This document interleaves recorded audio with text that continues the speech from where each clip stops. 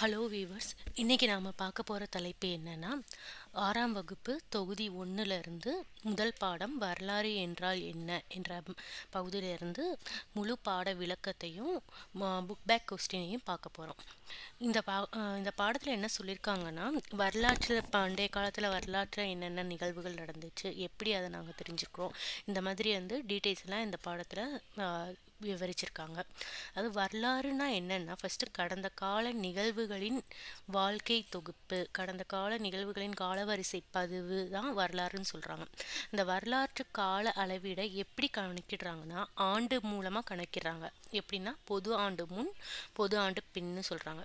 வரலாறு என்ற சொல் எந்த வேர்ட்லேருந்து வந்திருக்குன்னா, கிரேக்க சொல்லேருந்து வந்திருக்கு. அது என்னென்னா ஹிஸ்டோரியா. இதன் மீனிங் என்னென்னா விசாரிப்பதன் மூலம் கற்றோல் என்று பொருள்.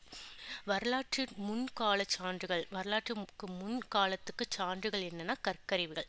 கற்கால மனிதன் வேட்டையாடுறதுக்கு சான்று என்னென்னா பாறை ஓவியங்கள்னு சொல்கிறாங்க. பாறை ஓவியங்களில் அவங்க ஏதாச்சும் ஓவியம் வரைச்சி வச்சுருப்பாங்க. அதில் அவங்க வேட்டையாட போயிருக்கிற மாதிரி வரைஞ்சிருக்கிறதுனால அவங்க வேட்டையாட போயிருக்காங்கன்னு நமக்கு இப்போ தெரிய வருது. வரலாற்றுக்கு முந்தைய காலம் என்றன்னா கற்கருவிகளை பயன்படுத்துவதற்கும் எழுதும் முறையை கண்டுபிடிப்பதற்கும் இடைப்பட்ட காலம்தான் வரலாற்றுக்கு முந்தைய காலம் சொல்கிறாங்க. வரலாற்று தொடக்க காலம் என்னன்னா, வரலாற்றுக்கும் வரலாற்று முந்தைய காலத்துக்கும் இடைப்பட்ட காலம்தான் வரலாற்று தொடக்க காலம் சொல்கிறாங்க. வரலாற்று தொடக்க காலத்துக்கு சான்று என்னென்னா, எழுதப்பட்ட பதிவுகள் இருக்கா. ஆனால் இந்த எழுதப்பட்ட பதிவுகள் அவங்க என்ன எழுதியிருக்காங்கன்னு இன்னும் நம்மளால் புரிஞ்சுக்கொள்ள முடியல. அந்த மாதிரி தான் அந்த பதிவுகள் இருக்குது. அதுக்கப்புறம் நாணயங்கள் பற்றிய படிப்புக்கு என்ன பேருனா நாணயவியல். எழுத்து பொறுப்புகள் பற்றிய படிப்புக்கு என்ன பேருனா கல்வெட்டியல். இப்போ அதுக்கடுத்து இந்தியாவில் அகழ்வாராய்ச்சி செய்யப்பட்ட முக்கியமான இடங்கள் என்னென்னு பார்க்கலாம். பழைய கற்கால பற்றி அகழ்வாராய்வு செய்யப்பட்ட முக்கியமான இடங்கள் பின்பேட்கா, ஹன்சாகி பள்ளத்தாக்கு, அத்திரம்பாக்கம். இரும்பு காலம் பற்றிய அகழ்வாராய்வு செய்யப்பட்ட முக்கியமான இடங்கள் ஹல்லூர், ஆதிச்சநல்லூர். வெண்கல காலம் பற்றி அகழ்வாராய்ச்சி செய்யப்பட்ட முக்கியமான இடங்கள் லோத்தல்.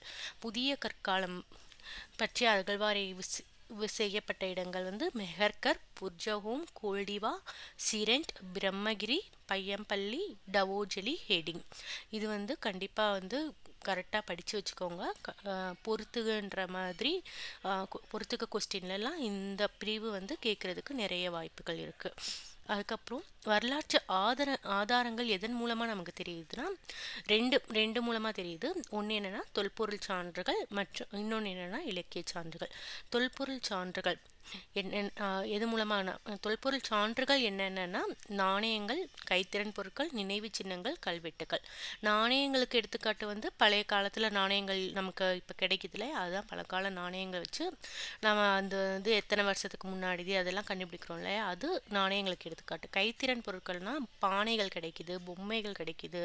அதுக்கப்புறம் அந்த காலத்தில் குழந்தைங்க யூஸ் பண்ண விளையாட்டு ஜாமான்கள் கிடைக்குது. அப்புறம் அவங்க யூஸ் பண்ண அணிகலன்கள், இதெல்லாம் தொல்பொருள் சான்றுகளுக்கு ஒரு எடுத்துக்காட்டு.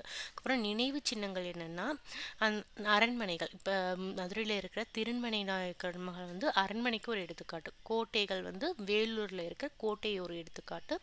கோவில்கள் பார்த்திங்கன்னா தஞ்சாவூர். ஸ்தூபின்னா சாஞ்சியில் இருக்கிற ஸ்தூபி. மடங்கள் டாபங்கில் இருக்கிற மடங்கள். இதெல்லாம் தொல்பொருள் சான்றுகளுக்கு ஒரு சிறந்த எடுத்துக்காட்டு. அது மூலமாக நமக்கு பழங்கால மனிதன் எப்படியெல்லாம் வாழ்ந்தான்னு நமக்கு தெரியாது. கல்வெட்டுகள் பார்த்திங்கன்னா பாறைகளில் கல்வெட்டை எழுதி வச்சுருப்பாங்க. அது பாறை கல்வெட்டுகள். கோவில் சுவரில் எழுதி வச்சுருப்பாங்க. உலோகத்தூண்கள், செப்பேடுகள், ஏடில் எழுதி வச்சுருக்கிறது, இதெல்லாம் கல்வெட்டுகள்னு சொல்கிறாங்க. இது மூலமாக பழங்கால மனிதன் எப்படி வாழ்ந்தான்னு நமக்கு தெரிய வருது.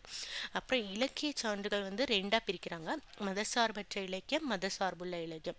அது மதசார்பற்ற இலக்கியம் என்னென்னா, அதாவது மதங்களை தழுவாத இலக்கியத்தான் மதசார்பற்ற இலக்கியம் சொல்கிறாங்க. அது என்னென்னா காப்பியங்கள், பாடல்கள், வெளிநாட்டு பயணி குறிப்புகள், இந்திய அரசியர்களின் நூல்கள், நாட்டுப்புற கதை பாடல்கள், இதெல்லாம் மதசார்பற்ற இலக்கியத்தில் வருது.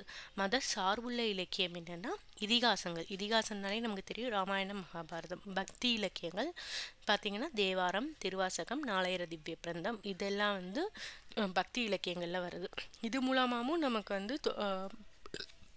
வரலாற்று ஆதாரங்கள் தெரிய வருது. அப்புறம் அசோகர். அதுக்கப்புறம் இந்த பாடத்தில் வந்து அசோகரை பற்றி சிறப்பாக சொல்லியிருக்காங்க. என்னன்னா, இந்திய அரசர்களே பேரும் புகழும் பெற்ற அரசர் யாருன்னா அசோகர் தான். இவர் எதுக்கு வந்து பேரும் புகழும் பெற்றாருன்னா, இவர் நிறைய போரில் வந்து வின் பண்ணியிருக்காரு. லாஸ்ட் அவர் பண்ண போர் வந்து என்னன்னா கலிங்க போர். அதில் வின்னும் பண்ணியிருக்காரு. பட் வின் பண்ணதுக்கப்புறம் வந்து அவர் போரே வேணான்னு சொல்லிட்டு போர் பண்ணக்கூடாதுன்னு சொல்லி அப்படியே நிறுத்திட்டாரு. அதுக்கப்புறம் அவர் புத்த சமயத்தை தழுவி மக்களுக்கு வந்து அமைதியையும் அறத்தையும் வந்து பரப்பினார். அதே மாதிரி முதலாக மருத்துவமனை வந்து விலங்குகளுக்குன்னு செப்பரேட்டாக கட்டியவர் யாருன்னா அசோகர் தான். அசோகர் சிறப்பை இன்னொன்று மூலமாக எடுத்துக்கலாம். அவர் கட்டின சாரநாத் தூணில் இருக்கிற 24 அறக்கால் வந்து நம்ம தேசிய கொடியில் வச்சுருக்காங்க. இது மூலமாகவே நம்ம அசோகரோட சிறப்பை தெரிஞ்சுக்கலாம். அதுக்கப்புறம் அசோகர் வந்து அசோகர் பற்றிய தகவல் நமக்கு 19ஆம் நூற்றாண்டு வரைக்குமே தெரியல. அதுக்கப்புறம்தான் வந்து வெளிநாட்டில் இருக்கிற வரலாற்று ஆய்வாளர் William Jones, James Prinsep, Alexander Cunningham இவங்க தான் வந்து அசோகரை பற்றிய தகவலை ஆராய்ச்சி பண்ணி அசோகர் பற்றிய தகவல்களை வெளிவர காரணமாக இருந்தார். இதில் இன்னொருத்தர் யாருன்னா சார்லஸ் ஹால் என்ற ஆங்கிலேய ஆசிரியர் தான் வந்து அவரை பற்றி ஒரு நூலே எழுதி வச்சிருக்காரு. அந்த நூல் என்னன்னா, நூலோட பேர் the church for the India's last emperor. அப்புறம் அசோகரோட பெருமைக்கான சான்றுகள்னு கேட்டாங்கன்னா சாஞ்சி ஸ்தூபையும் சாரநாத் கட்டுரையும் சொல்லலாம். அதுக்கப்புறம் இதுதான் இந்த லெசனில் நம்ம வந்து இந்த லெசன் மூலமாக நம்ம தெரிஞ்சுக்கிட்டு இருக்கோம்.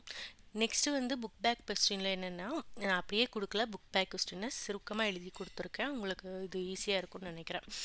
பழைய கற்கால மனிதன் பெரும்பாலும் வாழ்ந்த இடங்கள் என்னென்னா குகைகள். வரலாற்றின் தந்தை யாரு? ஹெரோடோட்டஸ். பழைய கற்கால மனிதன் பழக்கிய முதல் விலங்கு நாய்.